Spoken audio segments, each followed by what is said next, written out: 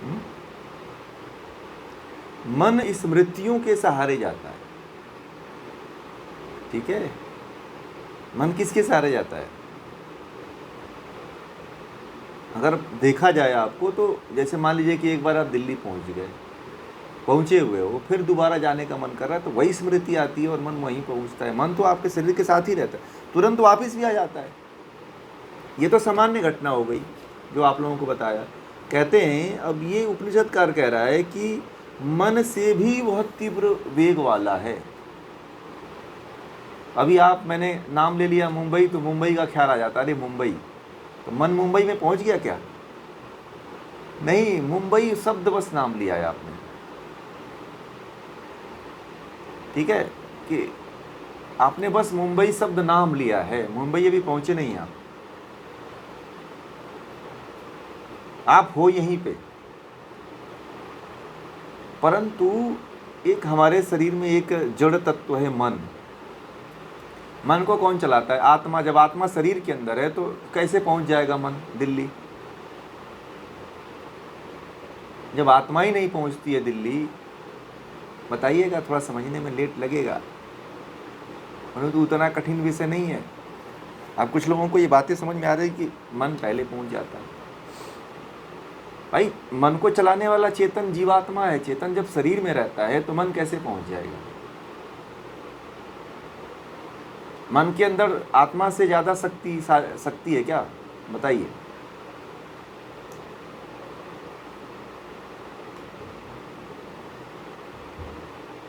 हाँ, बहुत अच्छा। जो मन जाता है वो स्मृति वृत्ति के साथ दौड़ता है। स्मृति जो वृत्ति होती है उसके साथ अनुभूत किए हुए विषयों, अनुभूत विषया संप्रमोश है स्मृति। मतलब अनुभूत किए हुए विषयों का पुनः से स्मरण होना, वो आना जो है स्मृति है। आप मन दोबारा अगर आपका मन आ जाता है तो पूर्व जन्म में आप गए होगे, इस जन्म में नहीं, दूसरे जन्म में मुंबई गए होगे। आपको किसी वस्तु को बार बार खाने का मन करता है तो पूर्व जन्म में खूब मजे लिए होगे, इसलिए तुरंत तो जो है वहाँ पहुँच जाता है मन खाने के लिए है। तो कहने का मतलब यह है कि ये मन तो इतना तेज दौड़ता है, ये मन इतना तेज भागता है। अब देखिए, मन इतना तेज जाता है, इतना तेज अनुभूत करता है, परंतु परमात्मा इससे भी तेज गति वाला है। मन तो कितनी छोटी बात है, मन तो कोई बहुत बड़ा इसका ओहदा नहीं है, परंतु मन को लोग बहुत बड़ा मानते हैं। मानते हैं कि नहीं मानते? मन की औकात जीवात्मा के आगे क्या है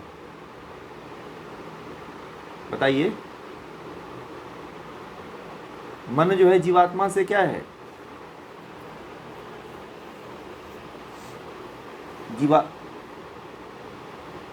हाँ, जीवात्मा चलाती है, तो मन की औकात क्या है? फिर तो तुच्छ है ना। और दूसरी चीज, मन जड़ भी है, हैं? मन जड़ है, तो मन के अंदर इतनी सामर्थ्य नहीं है।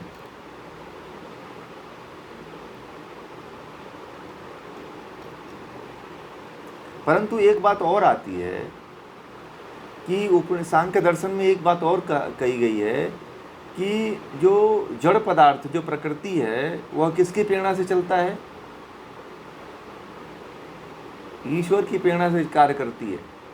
तो अब यहाँ पे जो मन है वो क्या ईश्वर की प्रेरणा से काम करेगा?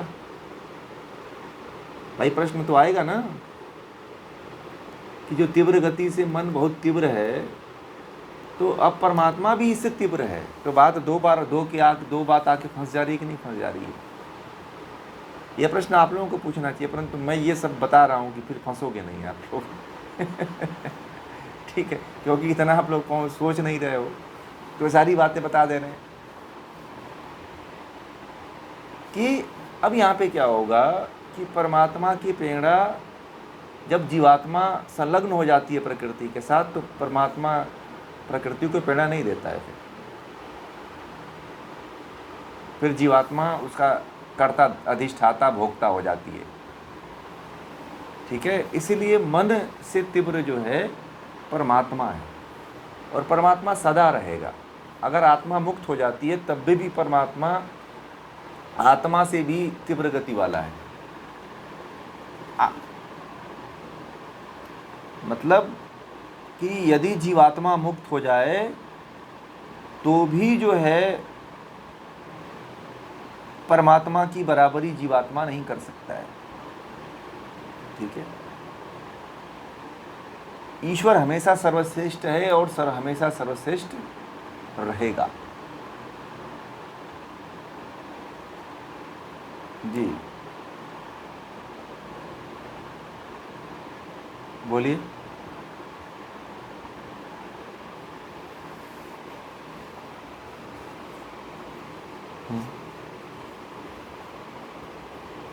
बहुत अच्छा। हाँ हाँ हाँ हाँ, वो आत्मा के साथ संलग्न हो गई प्रकृति। हाँ, ये शरीर में आत्मा जुड़ गई, आत्मा के साथ ये जुड़ गया ना, तो इसमें 25 तत्व आ गया। जब 25 तत्व आ गया तो इसका मालिक कौन हो गया? आत्मा हो गया। तो जीवात्मा हो गया, तो अब इसमें ईश्वर प्रकृति के साथ कोई स्पंदन नहीं, कोई हस्तक्षेप नहीं करता है, क्योंकि एक चेतन तत्व ऑलरेडी मौजूद है। तो एक चेतन में दूसरा चेतन नहीं प्रवेश करता है। इतना सख्त नियम है कि ईश्वर क्या देता है कि जब प्रकृति के साथ जब जीवात्मा ने संलग्नता कर ली है तो ईश्वर वहाँ पे हस्तक्षेप नहीं करता। हाँ, कर्म कर रहे हो तो उसका फल जरूर देता है।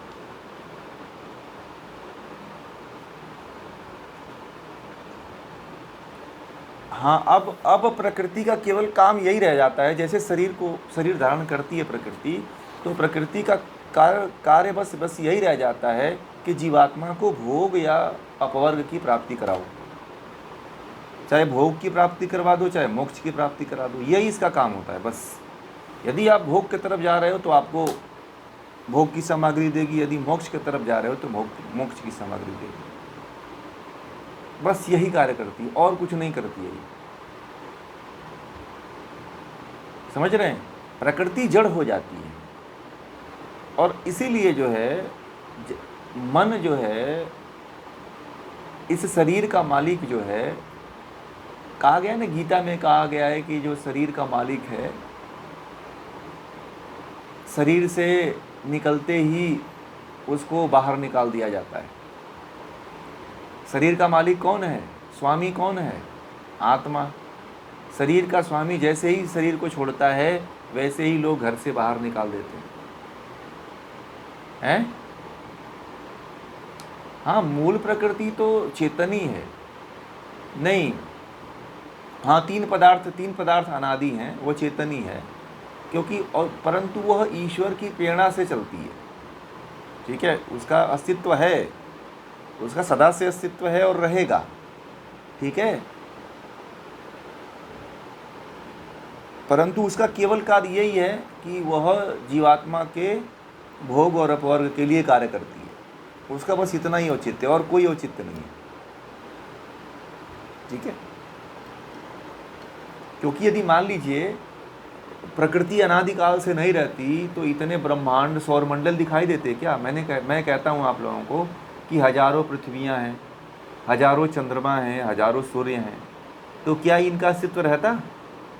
अगर प्रकृति नहीं रहती तो इनका अस्तित्व रहता क्या? बताइए, समझ में आ रही कि नहीं मेरी बातें? ये जितने भी चंद्र तारे सूर्य जो बने हुए वो प्रकृति से ही तो बने हैं ना, और ये भी जड़ हैं, एक दिन इनका भी नाश होना निश्चित है। जो हम जिस सूर्य पे रह रहे हैं, जिस चंद्रमा पे रह रहे हैं, जिस तारे पे रह रहे हैं, वो एक दिन सबका नाश होना है। कोई भी पदार्थ यहाँ पे स्थिर रहने वाला नहीं। पृथ्वी की आयु इतने साल तक रहेगी, फिर प्रलय हो जाएगा, फिर परमात्मा कोई नया गोला बनाएगा। ऐसे टकरा करके बहुत से गोले बनते हैं और उस पर जीवन का निर्माण होता है, और पुनः से ऐसे परमात्मा के द्वारा कोई प्रदत्त ऋषि आता है, ज्ञान देता है, वेदों का ज्ञान देता है, फिर से सृष्टि का क्रम चलता है।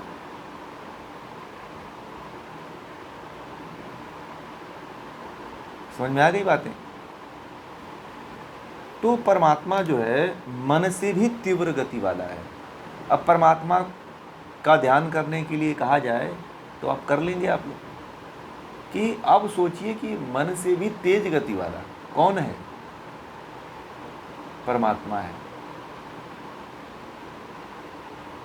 ये मत समझ लेना, कुछ लोग कहते हैं कि हवाई जहाज, ये तो टेलीफोन से भी तेज गति से, इस जो आप लोग मोबाइल से बात कर रहे हो ना, ये जो फ्रीक्वेंसी चल रही है, इस फ्रीक्वेंसी से भी तेज गति परमात्मा की है। अभी मेरी बात को तुरंत आप सुन ले रहे हो, किसकी वजह से सुन रहे हो बताइए? मेरी आवाज को आप तुरंत सुन ले रहे हो किस कारण? आकाश शब्द के कारण जो है, उसमें फ्रीक्वेंसी है, आवृत्ति है। तो यदि मान लीजिए अब इससे भी तीव्र गति वाला परमात्मा है, अब समझिए कि कितना महान होगा वो। मन मतलब इस फ्रीक्वेंसी से भी ज़्यादा, मान लीजिए कि अभी हो, मेरी बात को आप लोग सुन रहे हो, ये आकाश शब्द के कारण ही तो यहाँ वहाँ हम लोग बात कर रहे हैं और सुन ले रहे हो, वीडियो को देख ले रहे हो आप लोग, है कि नहीं? यह किस कारण है? यह शब्द के कारण है, यह आवृत्ति के कारण। परंतु परमात्मा इससे भी तीव्र है। अब जब आप इससे परे ही समझना, जो प्रकृति है हमेशा प्रकृति से परे परमात्मा को समझना आप, कि जब परमात्मा जो है वह हमेशा प्रकृति से परे रहता है। ठीक है? जब इस बात को जिस दिन आप लोग समझ जाओगे, उस दिन आप परमात्मा की अनुभूति करने लग जाओगे। आप फिर बस वही लक्ष्य दिखाई देगा, नचिकेता की तरह, अर्जुन की तरह, बस वही लक्ष्य दिखाई देगा कि हमें तो केवल परमात्मा को प्राप्त करना है, बाकी कुछ चाहिए ही नहीं। और फिर आप नीचे के प्राकृतिक तत्वों में नहीं फंसोगे, आप फुलझड़ियों में नहीं अपने आप को फंसा लोगे।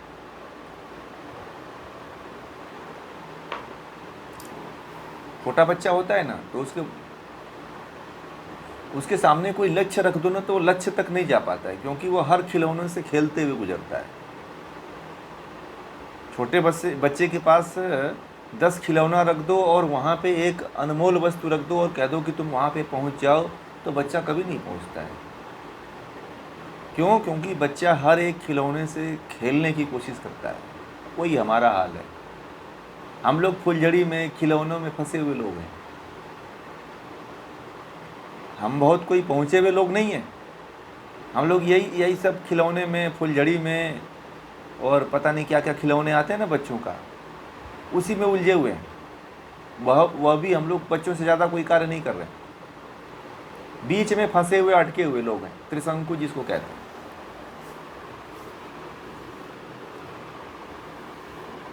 और तभी हम परमात्मा की तरफ जा पाएंगे जब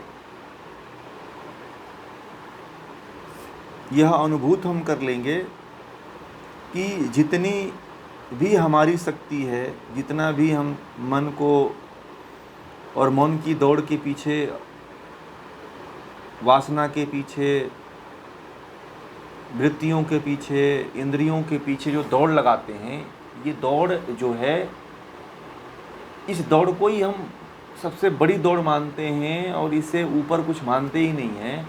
वह दौड़ भी क्या है? निकृष्ट दौड़ है, क्योंकि इससे तेज दौड़ लगाने वाला परमात्मा है। आगे दूसरा महावाक्य ये कहता है कि नैनत देवा अपनुवन पूर्व अर्सत। जब मन अपनी दौड़ में उसे नहीं पकड़ पाता, जब दौड़ में वह मन से भी आगे है, मन से भी उसमें अधिक गति है, तब इंद्रियां कैसे पकड़ पाएंगी? इंद्रियां अपनी पूरी ताकत लगाकर जहाँ पहुँचती हैं, वहाँ जाकर पाती हैं कि वह पहले से ही वहाँ पहुँचा हुआ है। इंद्रियां उसे नहीं पा सकती। इसलिए कहा है कि नैनत देवा आपनुवन। इंद्रियों के पहुंचने से पहले परमात्मा वहां पहुंचा हुआ है। जैसे मेरी बात को समझना आप लोग,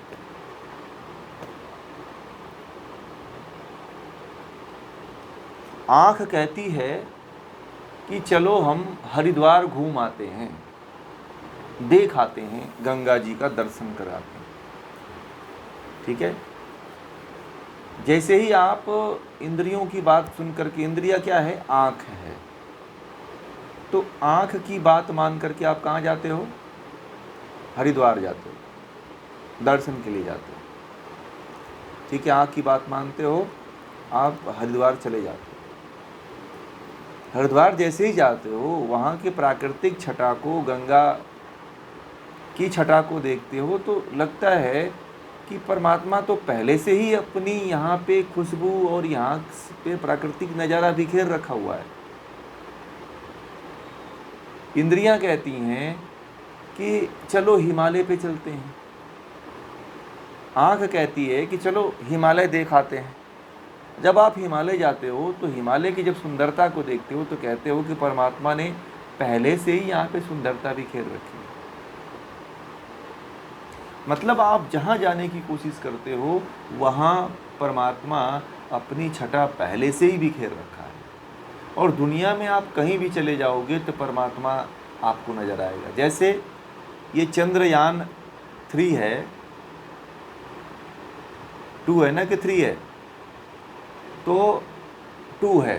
तो चंद्रयान 2 जो है चंद्रमा पर उतरने वाला है 23 तारीख को। 3 है ना? 3 चंद्रयान 3 जो है 23 तारीख को जो है चंद्रमा पर उतरेगा। तो जो फोटो भेजेगा तो लोगों को लगेगा कि ये तो हमारी इंद्रियां हैं, कैमरा वहाँ पहुँचा दिए हम, और वहाँ पे तो बहुत सी ऐसी चीज़ें हैं, बहुत अच्छा फ़ोटो खींच के भेज रहा है। तो आप लोगों को ये नहीं पता है कि परमात्मा पहले ही वहाँ पहुँचा हुआ है। हमें लगता है कि हम पहली बार हम पहुँच रहे हैं, हम अपना झंडा गाड़ रहे हैं, परंतु ये नहीं पता है कि परमात्मा वहाँ पे पहले से क्या है? पहुँचा हुआ है। अब जाएगा चंद्रयान, जैसे ही उतरता है पहले झंडा गाड़ेगा, वहाँ पे भारत का तिरंगा लहराएगा। कि भारत का अब उतर गया तो दक्षिणी ध्रुव पे जो है भारत का कब्जा हो गया। ठीक है, दक्षिणी ध्रुव पे, चंद्रमा के दक्षिणी ध्रुव पे भारत का कब्जा हो जाएगा हैं, और वहाँ से जितने भी खनिज पदार्थ होंगे वहाँ का वो पता लगाएगा। तो इससे क्या होगा कि हमें लगता है कि खनिज पदार्थ जो उसमें मौजूद हैं, वैज्ञानिक ऐसा कहते हैं कि जो खनिज पदार्थ मौजूद हैं वह हमारी इंद्रियां उसको देखना चाहती हैं, परंतु परमात्मा ने पहले ही वो खनिज पदार्थों की संपदा पहले ही बिखेर रखी है। तो इंद्रियां जब पहुंचती हैं तो उससे पहले परमात्मा पहुंचा हुआ होता है। ठीक है, चंद्रमा भी तो परमात्मा की ही कृति, अनुभूत नहीं करना कहते हैं आप परमात्मा की। अभी तो ये हल्का अनुभूत है, ये एक ट्रेलर है, ये कुछ नहीं है। ठीक है, ये पानी पे एक रेखा खींचने जैसा है, एक छोटा सा अभी केवल आपको चखनी है इसे। नहीं, देखने की बात नहीं, अनुभूत तो होता है कि उससे परे जो आप देख रहे हो ना, उससे भी परे। मान लीजिए, नहीं, इंद्रियों से नहीं, इंद्रियों से नहीं परमात्मा को अनुभूत कर सकते हो। इंद्रियों से पकड़ में आने वाली चीज ही नहीं है परमात्मा।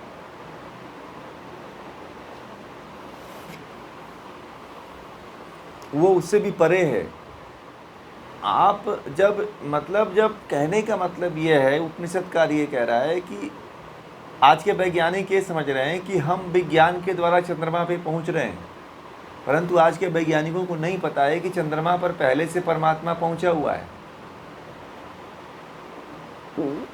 ठीक है, आज आप सोच रहे हो कि हम चंद्रमा पे अपना जो है चंद्रयान उतार लें, परंतु परमात्मा वहाँ पहले से बैठा हुआ है। ठीक है, क्योंकि कहते हैं कि ब्रह्मांड, पहले ही सूत्र में बात कह दी गई थी कि ब्रह्मांड में जहाँ जहाँ गति है वहाँ कौन है? ब्रह्म है। जहाँ जहाँ गति है वहाँ ब्रह्म है। तो अब समझ लीजिए,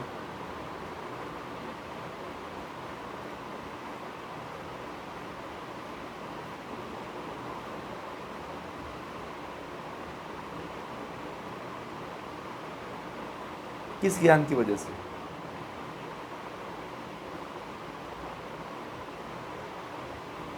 नहीं, वो ईश्वर का ज्ञान नहीं है, वो सब इंद्रियों का ज्ञान है, सब इंद्रियों का ज्ञान, बस इंद्रियों का ज्ञान है। वो सारा का सारा ज्ञान जो है बुद्धि और इंद्रियों का ज्ञान है, उसमें परमात्मा का कोई ज्ञान नहीं है। हाँ, उन्होंने जो है जो यान है बनाया हुआ है, वह महर्षि भारद्वाज ऋषि का जो यान था उसके द्वारा उसका मदद लिया गया। उसमें जो विमान शास्त्र है ना, उसमें उसका मदद लिया गया है, विमान शास्त्र का। तो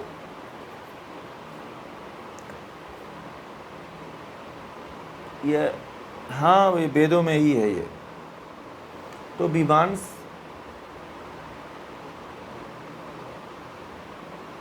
तो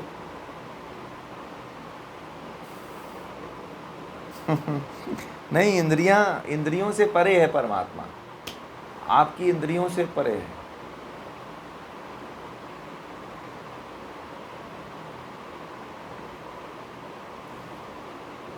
हाँ, वो ज्ञान भी परमात्मा ने ही दिया है, वेदों का ज्ञान परमात्मा ने ही दिया है। ठीक है।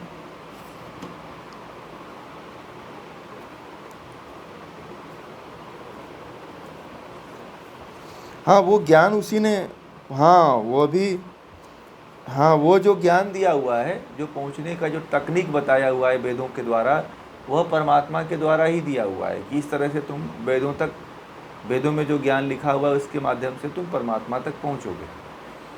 तो कहने का मतलब कि अब परमात्मा तक, आप वहाँ तक, आप चंद्रमा तक पहुँच गए तो आप परमात्मा को नहीं जान सकते हो कि परमात्मा क्या है।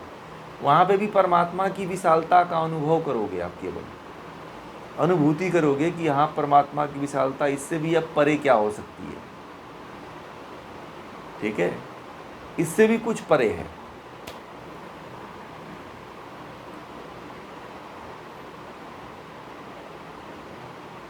हाँ,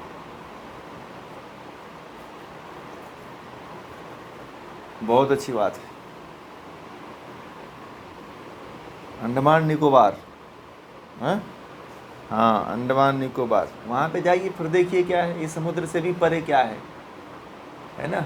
मैं इसीलिए तो बोलता हूँ कि कभी कभी आप लोग जा करके समुद्र के किनारे जाया करिए, समय निकालिए, 2-4 दिन बिताइए समुद्र के किनारे। बाढ़ और आने वाली हो तो बस हट जाइए, नहीं, ये नहीं कि आप बाढ़ में फंस गए तो फिर तो गए। तूफान, समुद्र के किनारे जाइए, स्नान करिए समुद्र में, 2-4 दिन बिताइए,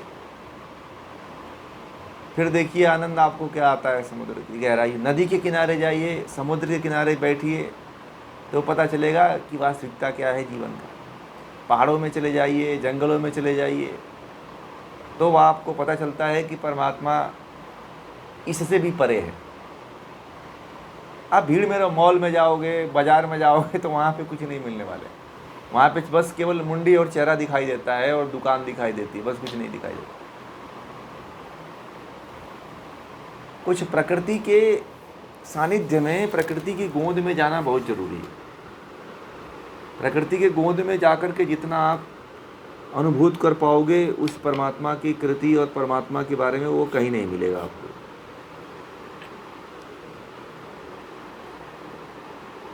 इसलिए तो मैं कहता हूँ कि आप बल्कि मंदिर में जा कर के किसी जंगल में चले जाओ, ठीक है,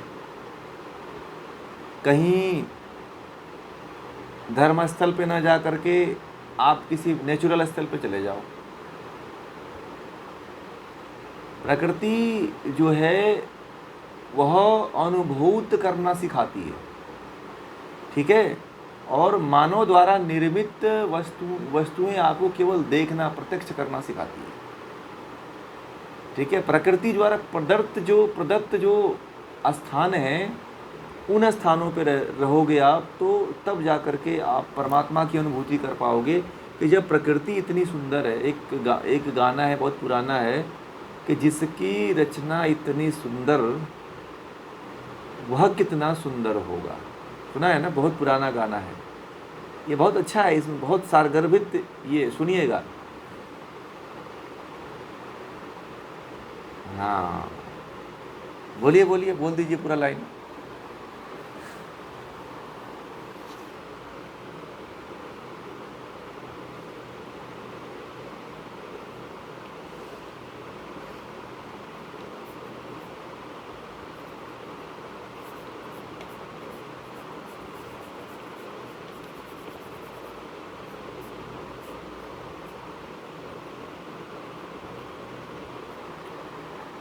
हाँ, तो जिस मान लीजिए कि ये प्रकृति की प्रेरणा से बना हुआ, ये जो ईश्वर की प्रेरणा से जो बनी हुई प्रकृति है, जब इतना सुंदर और इतना आकर्षित दिखाई देती है, मनुष्य को बार बार आकर्षित करती है, तो वह परमात्मा कितना सुंदर होगा, कितना आनंद आएगा उसमें। संसार की वस्तु में जब आपको इतना आनंद आता है, तो परमात्मा में कितना आनंद आएगा, आप लोगों ने कभी कल्पना नहीं किया होगा।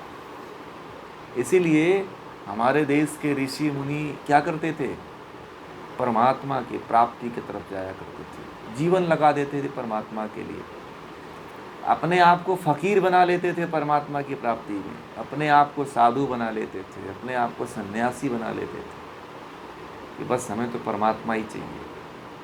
और जीवन में कभी परमात्मा के सिवाय कभी जीवन में संतुष्ट किसी से नहीं होना चाहिए।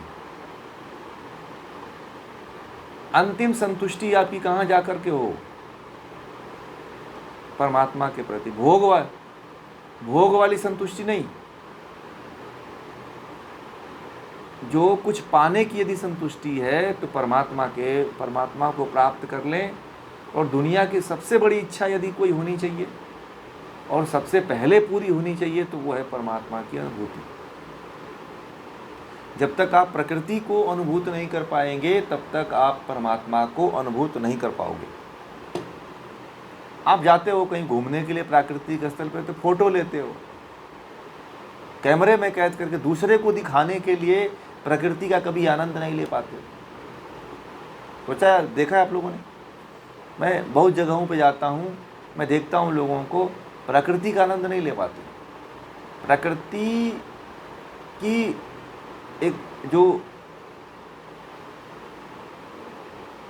अपार, जो गहरी शांति है, उसका अनुभूत नहीं कर पाता है कोई। वहाँ जाता है तो फोटो लगाता है, तो भजन लगाता है, तो गाना लगा, वही कचरा फिर वहाँ भी फैलाता है।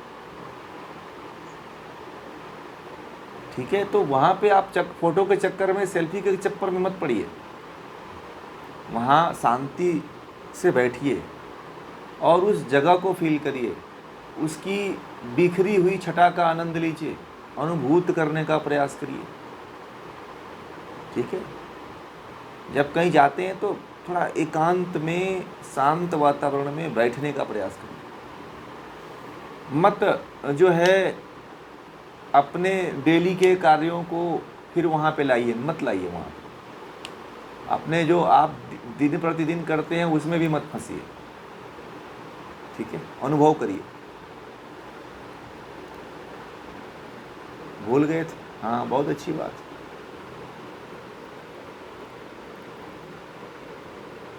अच्छा अच्छा अच्छा, चलिए, आपने उसका कम से कम वहाँ रह करके आप उस अंडमान निकोबार के द्वीप का आनंद लिए और अनुभूत करने का हाँ,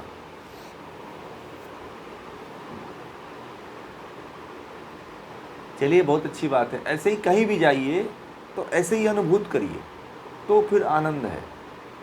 और आप केवल देखने वाली चीज़ देखेंगे तो फिर देखते रह जाएंगे। वहाँ तो ऐसी इंद्रियों को भटकाने वाली ऐसी ऐसी चीज़ें हैं कि भटक जाओगे। और वहाँ पूरा खेल जो इंद्रियों को भटकाने वाला ही दिखाया जाता है। वहाँ ज्ञान की, तप की कोई बात नहीं करता है। यह है कि अगर ज्ञान और तप है तो वहां पे आप साधना